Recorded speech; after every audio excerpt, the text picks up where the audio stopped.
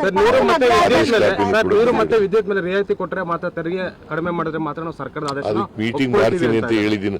ನಿಮ್ದೇ ಜಾಸ್ತಿ ಆಗ್ಬಿಟ್ಟದ್ರಿ. ಸರ್ ಸಭೆ ನೀವು ಯಾರ ಪರ ನೀವು ಹೇಳೋದು? ರೈತರ ಪರನ ಯಾರ ಪರ ನೀವು?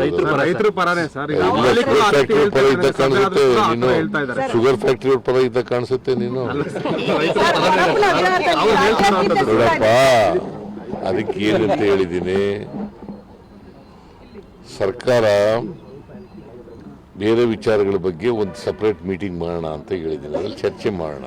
ಸರ್ ನೂರು ಮತ್ತೆ ವಿದ್ಯುತ್ ಮೇಲೆ ರಿಯಾಯಿತಿ ಕೊಟ್ಟರೆ ಮಾತ್ರ ತೆರಿಗೆ ಕಡಿಮೆ ಮಾಡಿದ್ರೆ ಮಾತ್ರ ನಾವು ಸರ್ಕಾರದ ಆದೇಶ ಅದಕ್ಕೆ ಮೀಟಿಂಗ್ ಮಾಡ್ತೀನಿ ಅಂತ ಹೇಳಿದ್ದೀನಿ.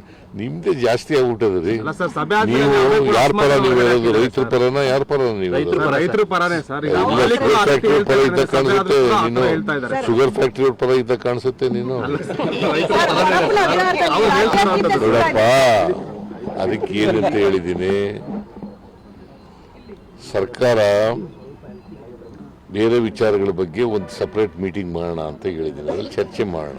ಸರ್ ನೂರು ಮತ್ತೆ ವಿದ್ಯುತ್ ಮೇಲೆ ರಿಯಾಯಿತಿ ಕೊಟ್ಟರೆ ಮಾತ್ರ ತೆರಿಗೆ ಕಡಿಮೆ ಮಾಡಿದ್ರೆ ಮಾತ್ರ ನಾವು ಸರ್ಕಾರದ ಆದೇಶ ಅದಕ್ಕೆ ಮೀಟಿಂಗ್ ಮಾಡ್ತೀನಿ ಅಂತ ಹೇಳಿದ್ದೀನಿ. ನಿಮ್ದೇ ಜಾಸ್ತಿ ಆಗ್ಬಿಟ್ಟದ್ರಿ. ಸರ್ ಸಭೆ ನೀವು ಯಾರ ಪರ ನೀವು ಹೇಳೋದು? ರೈತರ ಪರನ ಯಾರ ಪರ ನೀವು? ರೈತರ ಪರನೇ ಸರ್. ಫ್ಯಾಕ್ಟ್ರಿ ಪರ ಇದ್ದ ಕಾಣಿಸುತ್ತೆ ನೀನು. ಶುಗರ್ ಫ್ಯಾಕ್ಟ್ರಿ ಪರ ಇದ್ದ ಕಾಣಿಸುತ್ತೆ ನೀನು.